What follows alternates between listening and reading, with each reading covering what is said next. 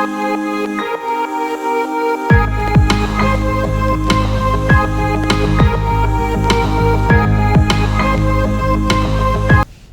વિદ્યાર્થી મિત્રો, Saraswati group of education દ્વારા ચાલતા આ ઈ લર્નિંગ પ્રોગ્રામમાં હું બ્રિજેશ સાકડેચા ફરી એકવાર આપ સૌનું રંગારંગ સ્વાગત કરું છું. આપણે ધોરણ 12 ની અંદર ફિઝિક્સ વિષયની અંદર ચેપ્ટર નંબર 2 એટલે કે સ્થિત વિદ્યુત સ્થિતિમાન અને કેપેસિટન્સ વિશેનો અભ્યાસ કરતા હતા કે જેમાં આજે આપણે લેક્ચર નંબર 3 વિશે અભ્યાસ કરશું.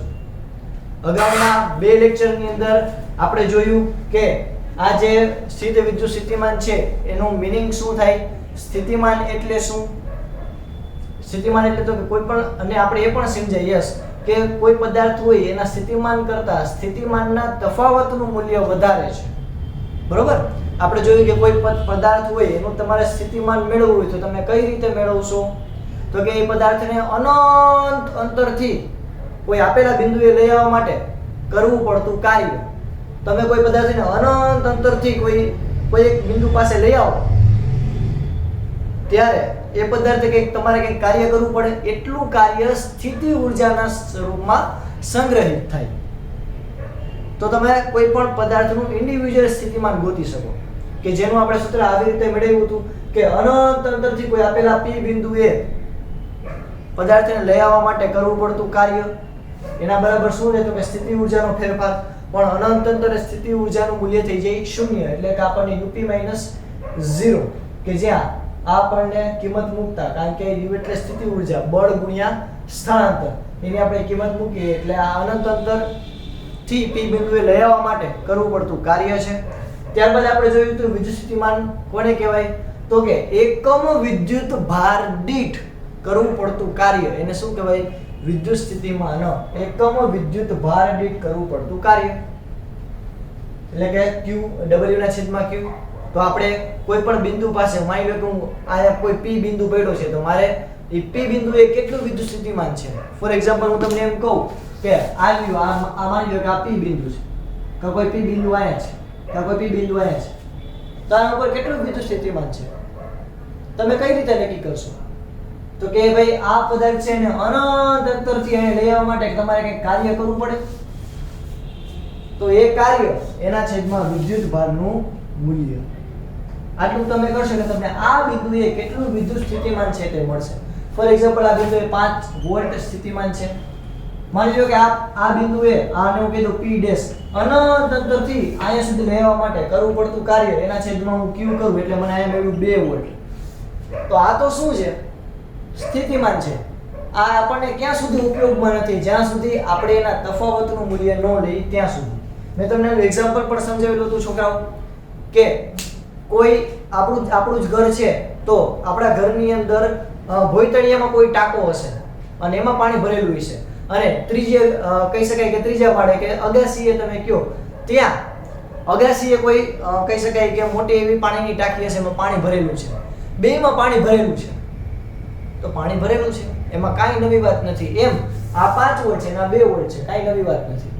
પણ તમારે આનો ઉપયોગ કરવો હોય તો કઈ રીતે કરશો, તો કે એના માટે તમારે શું કરવું પડશે, તો કે ઉપરની જે ટાંકી છે અગાસીની ટાંકી એમાં પાણી વધારે રાખવું પડશે, તો પાણી ઉપરથી ક્યાં આવશે, નીચે, વધુથી ઓછા તરફ.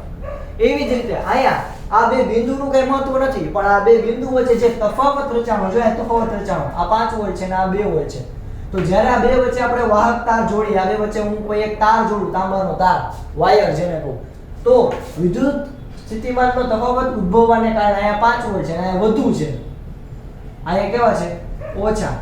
તો આને કારણે કરંટ એટલે કે ઇલેક્ટ્રોન છે એની ગતિ ચાલુ થશે કઈ બાજુ, વધુથી ઓછા તરફ. પાણી પણ ક્યાં જાય, તો કે વધુ ઊંચાઈથી ઓછી ઊંચાઈ તરફ. એમ અહીંયા ઇલેક્ટ્રોન પણ ક્યાં જાય, તો કે વધુથી ઓછા તરફ. તો વિદ્યુત પ્રવાહ વહેવાનું ચાલુ થાય. બાકી જ્યાં સુધી આપણે ઇન્ડિવિડ્યુઅલ ગણીએ તો એનો કાંઈ મતલબ નથી. એટલે આપણે કીધું કે આ ચેપ્ટરમાં તફાવતનું મહત્વ છે. આ સિવાય આપણે એ પણ જોયું ગયા લેક્ચરની અંદર કે કોઈ બે બિંદુવત વિદ્યુત ભાર હોય, ફોર એક્ઝામ્પલ આ અને આ બે બિંદુવત વિદ્યુત ભાર છે, બે વચ્ચેનું અંતર r હોય, બરોબર, અને આનો વિદ્યુત ભાર છે Q. તો આ Q જેટલો વિદ્યુત ભાર છે, તો અહીંયાથી r જેટલા અંતરે કોઈ બિંદુ પાસે વિદ્યુત સ્થિતિમાનનું મૂલ્ય કેટલું હશે, તો કે KQ/r. આપણે આટલી વસ્તુ વિદ્યાર્થી મિત્રો લાસ્ટ લેક્ચરની અંદર જોયેલી હતી અને એના ઉપરથી આપણે ઉદાહરણ અને સ્વાધ્યાયનો એક દાખલો પણ આપણે એના ઉપરથી જોયો. બરોબર વિદ્યાર્થી મિત્રો? ચાલો જોઈએ આપણે હવે આપણે આગળના ટોપિક ઉપર આગળ વધીએ. હવે પહેલા આપણે બે બિંદુ જે છે એના ઉપર વિદ્યુત સ્થિતિમાન કેટલું આપણે જોયું કે કોઈ આ બે બિંદુ એટલે કે કોઈ એક પદાર્થ અને કોઈ q વિદ્યુતભાર પડ્યો છે ત્યાંથી કોઈ એક બિંદુએ વિદ્યુત સ્થિતિમાન કેટલું તો કે kq/r. આ બિંદુએ q, આ બિંદુએ q. ફોર એક્ઝામ્પલ જો અહીંયા સ્થિતિમાન પડ્યો છે, અહીંયા કોઈ એક વિદ્યુતભાર પડ્યો છે. હવે અહીંયાથી આ બિંદુએ કેટલું વિદ્યુત સ્થિતિમાન છે, આ બિંદુએ કેટલું વિદ્યુત સ્થિતિમાન છે, આ બિંદુએ કેટલું વિદ્યુત સ્થિતિમાન છે, એ તમે કેવી રીતે મેળવી શકશો તો કે આ સૂત્ર છે kq/r. આનું મૂલ્ય છે q. અહીંયાથી આટલા અંતરને હું કહી દઉં r, આટલા અંતરને કહી દઉં r ડેશ, આટલા અંતરને કહી દઉં r ડબલ ડેશ. તો આના ઉપરથી આ બિંદુએ સ્થિતિમાનનું મૂલ્ય કેટલું હશે કયો જો વિચારો ચાલો વિડિયો પોઝ કરીને. Yes, very good. કેટલું? આ બિંદુએ આવશે kq/r, આ બિંદુએ આવશે kq/r ડેશ, v ડેશ બરાબર આ v અને અહીંયા v ડબલ ડેશ કેટલું થશે kq/r ડબલ ડેશ. સિમ્પલ. આના ઉપરથી આપણે એમ કહી શકીએ કે કોઈ એક પદાર્થ, કોઈ એક વિદ્યુતભાર આવેલો હોય ત્યાંથી કોઈ r જેટલા અંતરે સ્થિતિમાનનું મૂલ્ય એ કેના ઉપર આધાર છે તો કે બંને વચ્ચેના અંતરના વ્યસ્ત પ્રમાણમાં આધાર રાખે છે. આ આપણે સમજવાનું હતું. ચલો આપણે આ સમજી ગયા બહુ સારી રીતે. હવે આપણે આગળ વધીએ. તો આ પહેલા આપણે અહીંયા એક વિદ્યુતભાર ધ્યાનમાં લીધો હતો. હવે આપણે આમાં બે વિદ્યુતભાર ધ્યાનમાં લેશી. તો જ્યારે તમે કોઈ અલગ અલગ નિશાની, અલગ અલગ સંજ્ઞા, અલગ અલગ વિદ્યુતભારને ધ્યાનમાં લ્યો, કોઈ બે વિદ્યુતભાર પ્લસ અને માઈનસ, તો બે દ્વારા કેની રચના થાય? યસ, વર્ષોથી ચાલ્યું આવે. કેની રચના થાય તો કે ડાયપોલની. અહીંયા આપણે આકૃતિ દોરીએ તો હું અહીંયા કોઈ એક ડાયપોલ દોરું. જો આ છે આપણો પ્લસ, આ છે આપણો માઈનસ. સમજજો, બહુ સહેલામાં સહેલો અને બહુ આઈએમપી ક્વેશ્ચન છે 3 માર્કની અંદર. અને હા વિદ્યાર્થી મિત્રો, આ ચેપ્ટરમાંથી 4 માર્કની ક્વેશ્ચન પૂછાશે. બરોબર? એટલે આપણે એ પ્રમાણે તૈયારી રાખવાની. એટલે આવા જે મોટા મોટા ક્વેશ્ચન હોય એની ડેરિવેશન આપણને આવડવું જોઈએ, કારણ કે એ પૂછવાની મહત્તમ શક્યતા અને દાખલા મોટા મોટા. આ પ્લસ છે, આ માઈનસ છે, તો આ વિદ્યુત ડાયપોલ થયું. તો અહીંયા આનો વિદ્યુતભાર ધારો કે છે q, આનો વિદ્યુતભાર છે q, આનો q અને આનો માઈનસ q. આ બે વચ્ચેનું અંતર છે, આ બેનું કંઈક સેન્ટર અહીંયા કંઈક હશે. આ બે વચ્ચેનું અંતર ધ્યાનમાં લઉં, કેન્દ્રથી કેન્દ્રને જોડતી રેખા ઉપર, તો આ બે વચ્ચેનું અંતર છે 2a. આટલું રેડી? આટલું બધાને આવડી જાય. એક ડાયપોલ છે, આ એનું મધ્ય બિંદુ છે, આ બે જોડતી રેખા જે છે એમની વચ્ચેનું અંતર છે 2a. ચાલો હવે આપણે આગળ વધીએ. હા, તો આ છે આપણો પ્લસ વિદ્યુતભાર, આ છે આપણો માઈનસ વિદ્યુતભાર. બેયનું મધ્ય બિંદુ અહીંયા કંઈક આવેલું આપણે લઈ લીધું. બે વચ્ચેનું અંતર ડાયપોલ છે એટલે બે વચ્ચેનું અંતર કેટલું હશે તો કે 2a. હાલો આપણે આને કઈ બંને નામ આપી દઈએ. આ બિંદુને નામ આપી દઈએ આપણે a, આ બિંદુને નામ આપી દઈએ આપણે b. ચાલો આટલી આકૃતિમાં કોઈને કાંઈ ન સમજણ હોય એવું બને જ નહીં ને, સમજાય જ જાય. બરોબર ને સ્ટુડન્ટ કે ના? ચાલો આગળ. હવે આપણે શું ગોતવાનું તો કે આ વિદ્યુત ડાયપોલને લીધે સ્થિતિમાન લાગે. હવે પહેલા આપણે આ પહેલાના ટોપિકમાં શું ભણ્યા તો કે કોઈ એક વિદ્યુતભાર છે ત્યાંથી કોઈ r જેટલા અંતરે કોઈ બિંદુ આવેલું છે ત્યાં સ્થિતિમાન.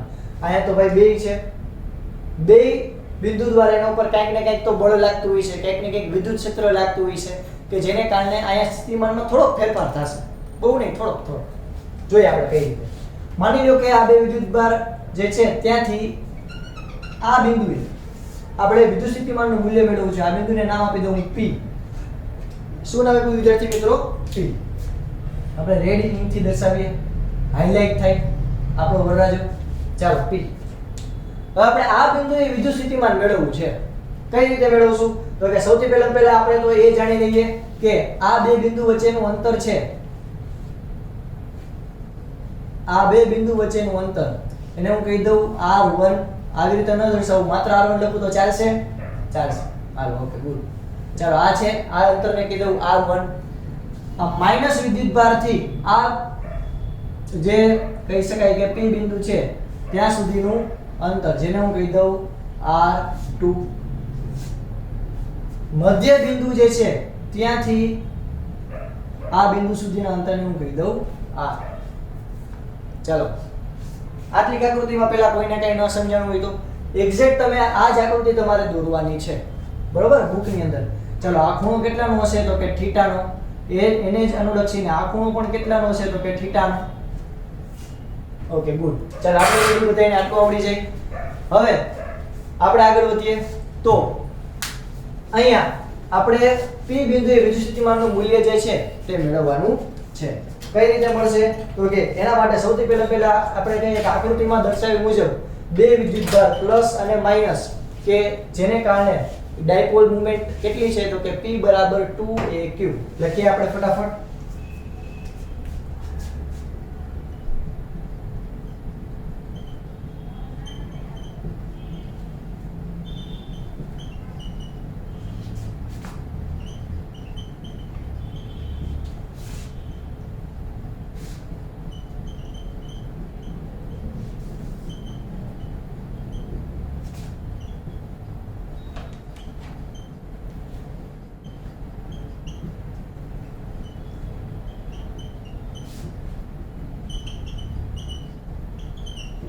ચાલો પહેલો પોઈન્ટ સાવ સહેલો રૂડો રણિયામણો.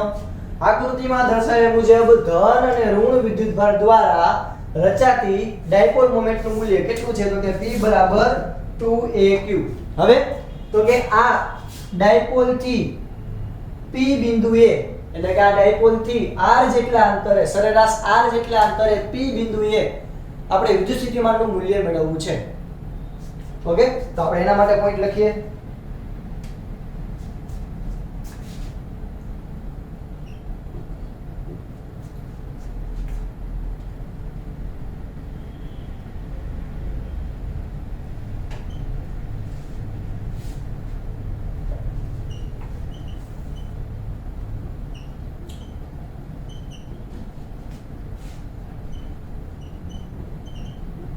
ડાયપોલ થી r જેટલા અંતરે સરેરાશ r જેટલા અંતરે P બિંદુએ વિદ્યુત સ્થિતિમાનનું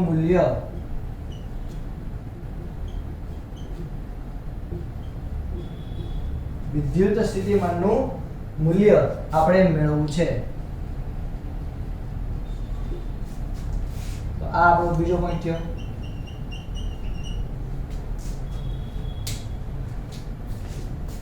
ચાલ હવે આગળ આપણને થિયરીમાં આગળ લખવાનું કે તો કઈ રીતે આવશે તો કે સમજજો. આ ધન વિદ્યુતભાર થી P બિંદુ સુધીનું અંતર એ r1 છે એમ લખશું આપણે.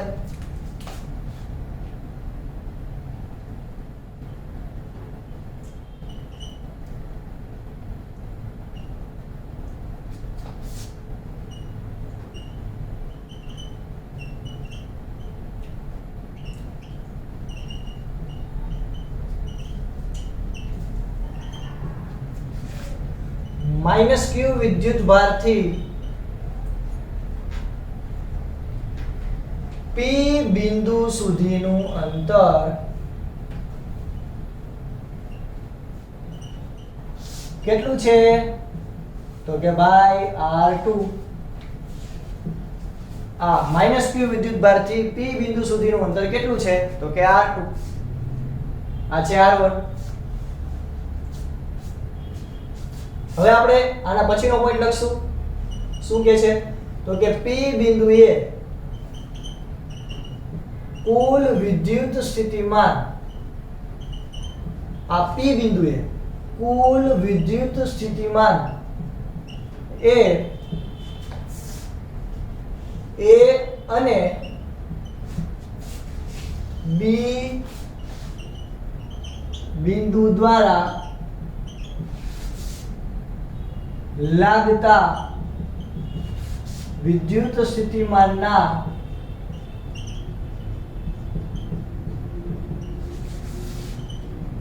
બેઝિક સરવાળા જેટલું થાય.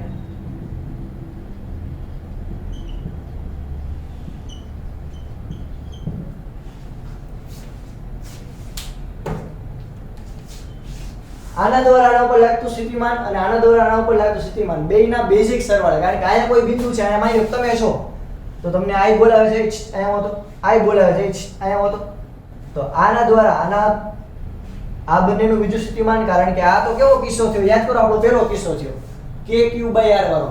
અહીંયા કોઈ એક વિદ્યુતભાર છે, ત્યાંથી અહીંયા આ જેટલા અંતરે કોઈ P બિંદુ આવેલું છે, યાદ છે કે આપણો પહેલો કિસ્સો. એના દ્વારા વિદ્યુત સ્થિતિમાનનું મૂલ્ય KQ/R. તો આના દ્વારા ઉપર વિદ્યુત સ્થિતિમાન કેટલું હશે? તો કે જેને હું કહી દઉં V1. આના દ્વારા ઉપર કેટલું સ્થિતિમાન હશે? તો કે V2. બેયનો આપણે શું કરવો પડશે? સરવાળો, કારણ કે અહીંયાથી તો આને બે બોલાવે છે ભાઈ, અહીંયા તો બે બોલાવે છે, અહીંયા બે બોલાવે. તો બે દ્વારા અહીંયા વિદ્યુત સ્થિતિમાન લાગશે, એટલે બેયના સરવાળા જેટલું થાય, આપણે 100 એવું કહેવાનું છે. ચાલ આગળ. તો આના ઉપર આપણે લખી શકીએ કે V બરાબર, એટલે કે ટોટલ V બરાબર શું થાય? તો કે V પ્લસ V માઈનસ, એટલે કે આ ધન વિદ્યુત ભારને કારણે ઉદ્ભવતું સ્થિતિમાન અને ઋણ વિદ્યુત ભારને કારણે ઉદ્ભવતું સ્થિતિમાન, બેયનો સરવાળો. આગળ. તો કે આના બરાબર શું થાય? ધન વિદ્યુત ભાર નું સૂત્ર તો કે KQ/R1. અહીંયા K માઈનસ Q વિદ્યુત ભાર, અહીંયા જો ધ્યાન રાખજો, આની આગળ માઈનસ નામની પૂછડી છે, માઈનસ Q વિદ્યુત ભાર અપોન R2, કારણ કે આ બે વચ્ચેનું અંતર છે R2. ચાલો હવે આપણે આ માઈનસ નિશાની બહાર કાઢીએ તો શું થાય? તો કે KQ/R1 માઈનસ KQ/R2. V બરાબર, તેથી કરી નાખીએ એટલે ભાઈ ગણિત દ્વારા ખોટું ન લાગે. ચાલો અહીંયા K અને Q બે કોમન કાઢ્યું તો અંદર શું વધશે? 1/R1 minus 1/R2. અરે યાર, આ તો 10 માં આવે ચોકડી ગુણાકાર, આની અગાસીએ જાય, આની અગાસીએ જાય, અને આ બે ઘરમાં હોય છે, એટલે કે V બરાબર KQ કાઉન્સમાં R2 માઈનસ R1 ના છેદમાં R1 into R2. તો આ આપણને વિદ્યુત સ્થિતિમાનનું મૂલ્ય મળ્યું. આ આપણને કેનું મૂલ્ય મળ્યું? તો કે વિદ્યુત સ્થિતિમાનનું મૂલ્ય મળ્યું. ચાલ આટલું પહેલા ક્લિયર થયું. હજી એકવાર ક્વેશ્ચનની શરૂઆત મેં કીધું આઈએમપી ક્વેશ્ચન છે, કઈ રીતે? તો કે પહેલા તો બે વિદ્યુત ભાર લેવાના, ત્યાંથી કોઈ P બિંદુ જે છે એ ધન વિદ્યુત ભારથી R1 માઈનસ વિદ્યુત ભારથી R2 અંતરે આવેલું છે. તો આપણે લખવાનું કે આકૃતિમાં દર્શાવ્યા મુજબ ધન અને ઋણ વિદ્યુત ભાર જે છે એના દ્વારા ઉદ્ભવતી ડાયપોલ છે કેટલી છે? તો કે P બરાબર 2AQ. અહીંયાથી K નું કેટલું અંતર આવેલું છે એ કહેવાનું. પછી આ P બિંદુએ કેટલું વિદ્યુત સ્થિતિમાન લાગશે? તો કે આના દ્વારા લાગતું વિદ્યુત સ્થિતિમાન પ્લસ આના દ્વારા લાગતું સ્થિતિમાન, બેનો સરવાળો. ચાલો આગળ. તો કે આપણે કિંમત મૂકી અને ખાધું પીધું રાજ કર્યું, બટેકાનું શાક કર્યું. હજી વાર બટેકાનું શાક કરવાનું, હજી વાર છે. હજી આપણે એનો પહેલું ઇક્વેશન મેળવ્યું છે ગતિ મારી પાસે. હજી તો આપણે આમાં કાંઈ ખડી કરવાની છે, આટલું કઈ થઈ શકે, કાંઈ ખોટું નથી. KQ R2 - R1 ના છેદમાં R1 into R2. પણ આપણે ફિઝિક્સમાં છીએ, અઘરી હળી ગયા વગર આપણને હક થાય જ નહીં, એટલે આપણે હજી આને મોડિફાઈ કરશું. હજી આપણે આમાં આ થીટાનો ઉપયોગ કરી અને આગળ વધશું. પહેલા ફટાફટ વિદ્યાર્થી મિત્રો આટલું તમારા બુકની અંદર લખી લ્યો. ચાલો તો આપણું આ ઇક્વેશન એક રૂલ રણિયામણું આવી ગયું કે V બરાબર KQ કાઉન્સમાં R2 - R1 ના છેદમાં R1 into R2. હવે આપણે આમાં હળી શું કરશું? તો કે આપણે R2 - R1 ની જગ્યાએ કાંઈક એવું લખવું છે કે આમાં ડાયપોલ ક્યાંક વચ્ચે આવે. ભાઈ આ વરરાજો એ ડાયપોલ આ જ નહીં હોય તો આપણે લગ્ન કેના કરવાના? એટલે અહીંયા જો કે ડાયપોલ તો આવતું નથી, તો આપણે R2 - R1 ને કંઈક એવી રીતે ફેરવીએ તો કે જેથી અહીંયા P લખેલું આવે ક્યાંક, એટલે કે ડાયપોલ ક્યાંક વચ્ચે આવે, અને પણ કંઈક આપણે ન્યાય દઈએ. તો એના માટે આપણે શું કરશું? તો એના માટે આપણે એક ભૂમિતિનો ઉપયોગ કરશું. સાહેબ કે આ તમે કે કેવી નહીં કે ભૂમિતિ યાર, હા ભૂમિતિ. એના માટે શું કરશી? તો કે આપણે જો આ બિંદુથી આ તમારે તમારી જાતે કરવાનું છે, બરાબર? એક મસ્ત મજાનું કોણ માપક લેજો અને કોણ માપકની મદદથી તમારે આપણે જે તમે આકૃતિ દોરી છે બુકની અંદર વ્યવસ્થિત મસ્ત દોરજો. હવે અહીંયાથી તમે આવી રીતે ખૂણો આવી રીતે લેતા જાઓ અને કોઈ એક બિંદુ એવું હોય છે, ફોર એક્ઝામ્પલ અહીંયા હું આમ દોરું છું, પણ તમારે એક્ઝેક્ટ એવું બિંદુ આવશે કે કોઈ એક એવું બિંદુ હશે કે જ્યાંથી આનો ખૂણો જે છે એક્ઝેક્ટ 90 થતો હોય. કોઈ એક એવું બિંદુ હશે, અહીંયાથી કોઈ એવું બિંદુ હશે કે જ્યાંથી હું આની જે સેન્ટરની જોડતી રેખા દોરું તો એક્ઝેક્ટ 90 નો ખૂણો આવે. આને એનું નામ આપી દઉં M. તો આ જે અંતર હોય ને તમે જોશો તો તમને ખબર પડશે કે આ અંતર ખૂબ જ નાનું હોય છે, તરત જ મળી જશે. આ અંતર ખૂબ જ નાનું. આ તો તમને સમજાય એટલે મેં આવી રીતે આમ થોડુંક આગે દોર્યું, થોડુંક દૂર દોર્યું. અને બુકમાં તો આના કરતાં વધારે દૂર દોર્યું, પણ હકીકતમાં એકદમ નજીક મળે એટલે તમે સરખાવી શકો. તો અહીંયા જો આ અંતર જે છે એને હું કહી દઉં, આને હું એમ કહી દઉં. તો આ જે છે એ R1 છે, આ આખું R2 છે. તો આટલો ભાગ છે એ મને શું મળ્યો? આટલો ભાગ તો કે આ R1 છે એને બરાબર જ આ R2 થાય. આટલો ભાગ વધારાનો છે એ કપાઈ ગયો, લંબ દોર્યો એટલે. તો આના બરાબર શું થાય? R1 - R2. આટલું જે અંતર છે જેને હું B અને M કહું. તો આ B અને M વચ્ચેનું અંતર કેટલું છે? તો કે R1 - R2. એક્ઝેક્ટ તમે આ પ્રયોગ ઘરે કરજો, આ તમે દોરજો તો તમને ખ્યાલ આવશે કે આ અંતર અને આ અંતર બે સરખું છે. ફોર એક્ઝામ્પલ આ 5 સેન્ટીમીટર હશે તો આ પણ 5 સેન્ટીમીટર હશે. તો આટલો જે ગાળો છે એ ખૂબ જ સૂક્ષ્મ હશે, પણ એને આપણે કહીશું R1 - R2. Sorry, R2 - R1. વધારેમાંથી ઓછું બાદ થાય. જોઈએ આપણે જે આગળ. ઓકે, પહેલા આકૃતિ ઉપરથી મેં તમને સમજાવવાની ટ્રાય કરી ડાયરેક્ટ. હવે આપણે ડિટેલમાં જોઈએ. અહીં જો એક તો તમે આ R નું મૂલ્ય છે એ આ 2a કરતા ઘણું બધું વધારે હશે, ઘણું બધું વધારે. બરોબર? એટલે આપણે આકૃતિ ઉપરથી આપણે એમ કહી શકીએ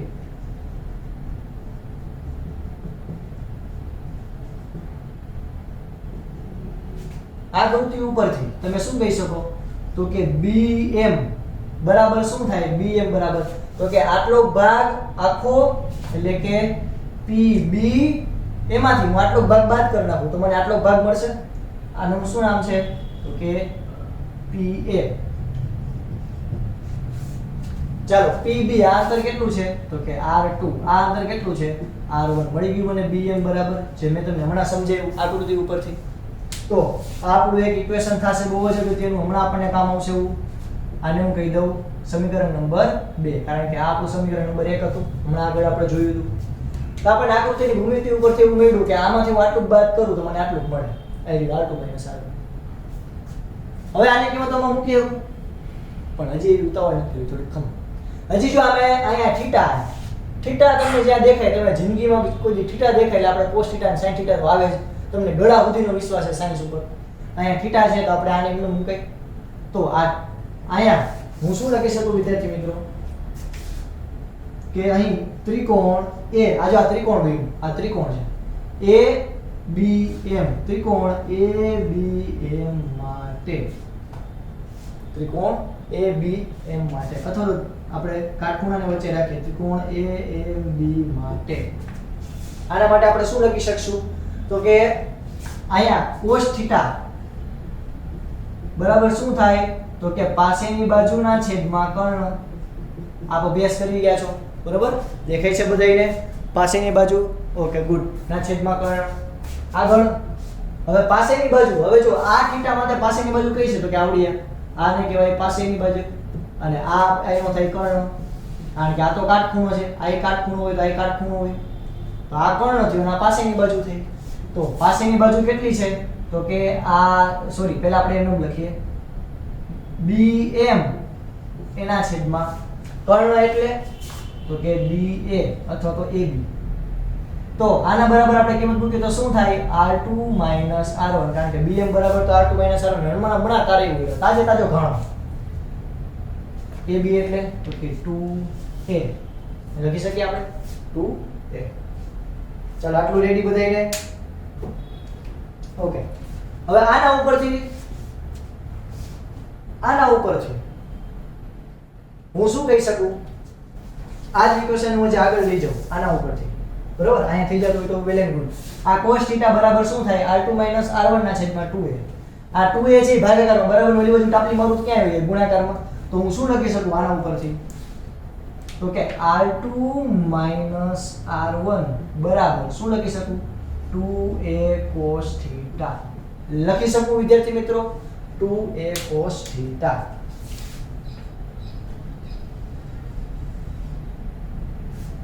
R2 - R1 બરાબર 2A cos થીટા. આવું હું લખી શકું. સાચી વાત છે? સાચી વાત છે. Okay, good. સારું, ચાલો. તો આને હું કહી દઉં સમીકરણ નંબર 3. બીજી અગત્યની વાત તો કે અહીંયા આ જે અંતર છે મેં કીધું એમ ખૂબ જ નાનું હોય છે, તો આ અંતરને આપણે અવગણીએ અને આપણે એવું ધારીએ કે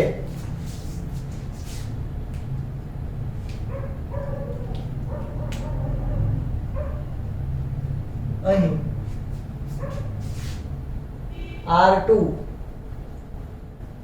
અને R1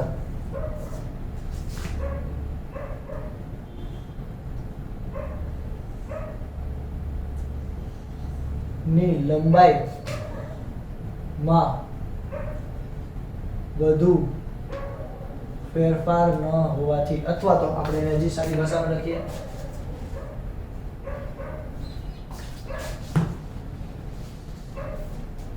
ટૂંકમાં લખી નાખીએ કે અહીં R1 બરાબર એટલે કે નજીક જેવા, આ જો આ નજીક જેવાની નિશાની છે, R2 નજીક જેવા R લેતા, એટલે કે આ જે ગાળો છે આવડો જે ગાળો ખૂબ જ નાનો હોય છે મેં તમને કીધું, એટલે આપણે આના બરાબર આ એટલે કે આ ત્રણેય લંબાઈ આટલું આટલું અને આટલું એ ત્રણેયને આપણે એક સરખી લઈ લઈએ.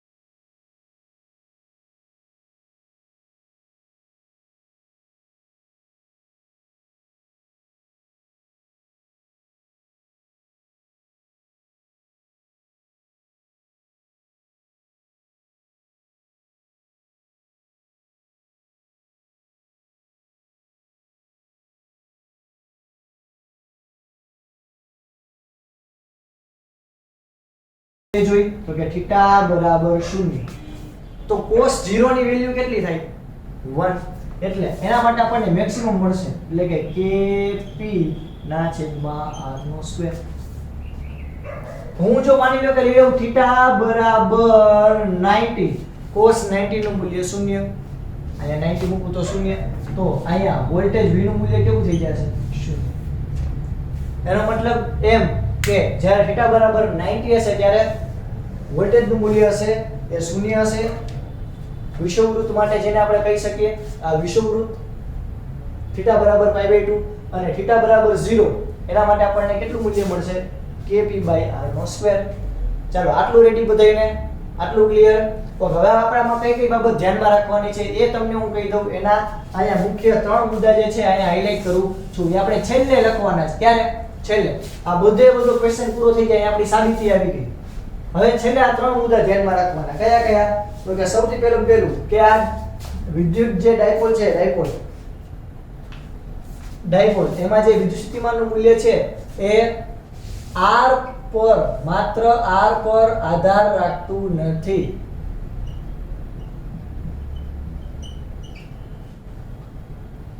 માત્ર આપણો પહેલો પોઈન્ટ શું? તો કે માત્ર r પર v નું મૂલ્ય આધાર રાખતું નથી. થોડુંક તમે તમારી રીતે લખી નાખજો. અહીં હું ટૂંકમાં લખું છું કે આ જે વિદ્યુતસ્થિતિમાનનું મૂલ્ય મળ્યું એ માત્ર r ઉપર આધાર નથી રાખતું. જ્યારે આપણે યાદ કરો કે કોઈ એક વિદ્યુત ભાર હોય ત્યાંથી કોઈ p બિંદુએ તમારે વિદ્યુતસ્થિતિમાનનું મૂલ્ય મેળવવું છે, આપણે કઈ રીતે કરતા હતા? તો કે v બરાબર kq/r. આ માત્ર r ઉપર જ આધારિત હતું વ્યસ્ત પ્રમાણમાં. પણ આયા માત્ર r ઉપર આધાર નથી રાખતો, પણ થીટા પર પણ આધારિત છે. બરાબર? અક્ષર થશે ગાંધીજી એવા, પણ તોય શીખી સહન કરી લેજો. પહેલો પોઈન્ટ તો કે માત્ર r પર v નું મૂલ્ય આધાર રાખતું નથી. કેના ઉપર આધાર રાખશે? તો કે થીટા ઉપર પણ આધાર રાખશે. જો થીટા બરાબર 0 તો kp/r², થીટા બરાબર 90 તો બધું 0. ચાલો બીજો પોઈન્ટ. આના ઉપરથી આપણે બીજો પોઈન્ટ એ કહી શકીએ કે બીજો પોઈન્ટ એવું કહી શકીએ કે આ જે તમને આખી રચના આપી, બરોબર, એમાં જે વિદ્યુતસ્થિતિમાનનું મૂલ્ય છે 1/r² ઉપર આધાર રાખે છે. જ્યારે આપણે બિંદુવાળી રચના જોઈ હતી તેમાં 1/r ઉપર આધાર રાખતું હતું. અને ત્રીજું કે આ જે ડાયપોલ છે એ ડાયપોલના મધ્યબિંદુથી r જેટલા અંતરે કોઈ p બિંદુ આવેલું હોય અથવા તો કોઈ પણ બિંદુ આવેલું હોય r જેટલા અંતરે, મધ્યબિંદુથી r જેટલા અંતરે, અહીંયા કયો વોટેવર કે તેના ઉપર વિદ્યુતસ્થિતિમાનનું મૂલ્ય કેટલું હોય છે? kp cos². આટલું રેડી વિદ્યાર્થી મિત્રો? ચાલો આટલું પહેલા ફટાફટ તમારા બુકની અંદર રંગબેરંગી પેનથી લખી લ્યો. આપણે ક્યાંથી શરૂઆત કરી હતી? બે વિદ્યુતભાર લીધા હતા. આનાથી આનું અંતર r1, r2 સરેરાશ મધ્યબિંદુથી r. આ બે વચ્ચેનું અંતર 2a કારણ કે ડાયપોલ છે. આ મધ્યબિંદુ m દોર્યો. r2 આપણી પહેલાની સાબિતી કે આના દ્વારા લગતું વિદ્યુતસ્થિતિમાન પ્લસ આના દ્વારા લગતું વિદ્યુતસ્થિતિમાન બેનો બેઝિક સરવાળો કર્યો એટલે આપણને આ મળ્યું. પછી આપણે ભૂમિતિનો ઉપયોગ કર્યો. અહીંયા આપણે કોઈ એક લંબ દોર્યો. આવી વચ્ચેનું અંતર ખૂબ જ ઓછું. કેટલું છે? તો કે r2 - r1 એટલે મને આ મળ્યું. ત્યારબાદ આ ત્રિકોણ ઉપરથી cos θ નું મૂલ્ય મળ્યું. આ cos θ ની વેલ્યુ આમાં મૂકી એટલે આપણને આ સૂત્ર મળ્યું. બીજું આપણે એકમ સદિશ મૂકીને આ સૂત્ર પણ કરી શકીએ, પણ આ કે વ્યવહારમાં કામ નહીં આવે. આપણે આ સૂત્ર કામ આવશે. θ બરાબર 0 હોય તો શું થાય? 90 હોય તો શું? ઓકે, ચાલો ફટાફટ પહેલા તો તમારા બુકની અંદર લખી લો. ચાલો વિદ્યાર્થી મિત્રો, આપણે આના પછીનો પણ એક ટોપિક જોઈ લઈએ. આપણે પહેલા તો કોઈ એક વિદ્યુતભાર હોય ત્યાંથી કોઈ એક બિંદુએ આપણે વિદ્યુતસ્થિતિમાનનું મૂલ્ય મળ્યું kq/r. પછી આપણે ડાયપોલ હોય પ્લસ અને માઈનસ વિદ્યુતભાર, એના મધ્ય બિંદુથી કોઈ r અંતરે બિંદુ આવેલું હોય એના દ્વારા ઉદ્ભવતું એટલે કે ત્યારનું આપણે વિદ્યુતસ્થિતિમાનનું મૂલ્ય મેળવ્યું kp cos θ/r². હવે આપણે કોઈ એક વિદ્યુતભાર હોય ત્યાંથી આપણે સંપાતપણાના નિયમ જોઈ ગયા, બસ એ જ સમજવાનો છે કે કોઈ એક વિદ્યુતભાર હોય ત્યાંથી કોઈ અહીંયા બીજો વિદ્યુતભાર, અહીંયા ત્રીજો વિદ્યુતભાર, અહીંયા ચોથો વિદ્યુતભાર, અહીંયા પાંચમો વિદ્યુતભાર, એના બધાને કારણે જે વિદ્યુતસ્થિતિમાનનું મૂલ્ય કેટલું છે એ આપણે સમજીએ. તો સૌથી પહેલા તો આપણે કોઈ એક p બિંદુને ધ્યાનમાં લઈએ, બરોબર? તો આ છે આપણું p બિંદુ. ઓકે, આ p બિંદુથી અહીંયા માની લો કે કોઈ એક વિદ્યુતભાર આવેલું છે જેનું કહી દઉં q1, અહીંયા આવેલો છે એનું કહી દઉં ફોર એક્ઝામ્પલ q2, અહીંયા આવેલો છે એનું કહી દઉં q3, અહીંયા છે એને હું કહી દઉં q4, અહીંયા છે એનું કહી દઉં q5. આવા વિદ્યુતભાર છે.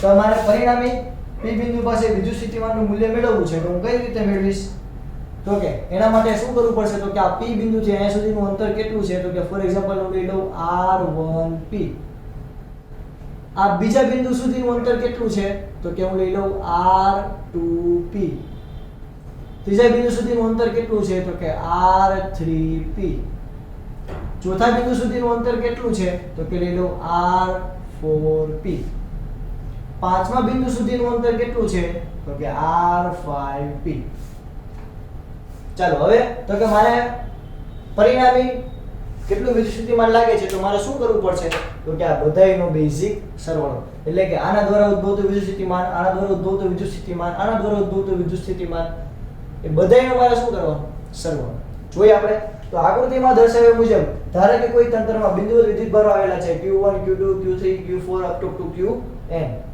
ઉગમ બિંદુને અનુલક્ષીને આને આપણે ઉગમ બિંદુ લઈએ તો ઉગમ બિંદુને અનુલક્ષીને તેમના સ્થાન સદિશો અનુક્રમે કેટલા છે તો કે R1 R2 R3 R4 up to કેટલા Rn જો n કણ આવેલા હોય તો આ સંપતપણાના સિદ્ધાંત પ્રમાણે સંપતપણાનો સિદ્ધાંત એટલે તો કે મારે કોઈ એક બિંદુ પાસે પરિણામી વિદ્યુત ક્ષેત્ર મેળવવું હોય તો હું શું કરીશ તો કે આ બિંદુ દ્વારા લાગતું વિદ્યુત ક્ષેત્ર આ બિંદુ દ્વારા લાગતું વિદ્યુત ક્ષેત્ર આ બિંદુ દ્વારા લાગતું વિદ્યુત ક્ષેત્ર બધાય હું બેઝિક સરવાળો કરીશ એવી રીતે અહીંયા મારે પરિણામી વિદ્યુત સ્થિતિમાન મેળવવું છે તો હું કઈ રીતે મેળવીશ તો કે બધા બિંદુ દ્વારા લાગતા જે સ્થિતિમાનો છે એનો બેઝિક સરવાળો એમ સંપતપણાના સિદ્ધાંત પ્રમાણે દરેક બિંદુવત વિદ્યુતભારોના સ્થિતિમાનો મેળવી તે બધાનો બેઝિક સરવાળો કરવાથી બહુ અગત્યનો પોઈન્ટ છે આ બધાનો શું કરવાનો બેઝિક સરવાળો કરવાથી આપણને શું મળશે તો કે પરિણામી વિદ્યુત સ્થિતિમાન મળશે જેમ કે આપણે લઈને ભાઈ Q1 વિદ્યુતભારને કારણે ઉદ્ભવતું વિદ્યુત સ્થિતિમાનનું મૂલ્ય કેટલું હશે તો કે આપણું સૂત્ર કારણ કે આ તો એક બિંદુની રચના થઈ તો આના KQ/R KQ1/R1P જ્યાં R1P એટલે શું તો કે આ P બિંદુથી આ Q1 સુધીનું અંતર જો અહીંયા લખેલું છે કેવી રીતે હું આ બીજા કોણ માટે લઉં V2 એ પણ મને એ રીતે મળશે KQ2 એના છેદમાં R2P હવે મારે શું કરવાનું પરિણામી મેળવવું હોય તો કે બધાયનો બેઝિક સરવાળો એટલે આપણે લઈ લઈએ Q1 V1 V2 V3 up to Vn કિંમત મૂકીએ તો બધાયમાં k કેવો આવશે કોમન k બહાર કાઢી લીધો છેલ્લે વધ્યું હવે આને આપણે કઈ કોમન ફોર્મેટમાં દર્શાવીએ તો કઈ રીતે દર્શાવી શકાય તો કે k સિગ્મા આ 1 થી શરૂઆત કરી અને n નંબર સુધી qi ના છેદમાં ri * p આટલું ડન તો આ અહીંયાથી આપણને દરેક બિંદુએ કોઈ એક કોણ છે જ્યાં દરેક બિંદુએ જે વિદ્યુત સ્થિતિમાન લાગે છે પરિણામી કેટલું લાગે છે એ તમે આના દ્વારા મેળવી શકો ઓકે વિદ્યાર્થી મિત્રો આપણે ત્યાં સુધી રાખીએ મળશું નેક્સ્ટ ટાઈમ ત્યારે ફરી પાછું આને ડિટેલમાં જોશું અને ત્યારબાદ આપણે હજી આગળ આ ચેપ્ટરને જોશું આના દાખલાઓ આપણે ચર્ચા કરીશું અહીં સુધી રાખીએ જય ભારત જય હિન્દ લખી લેજો.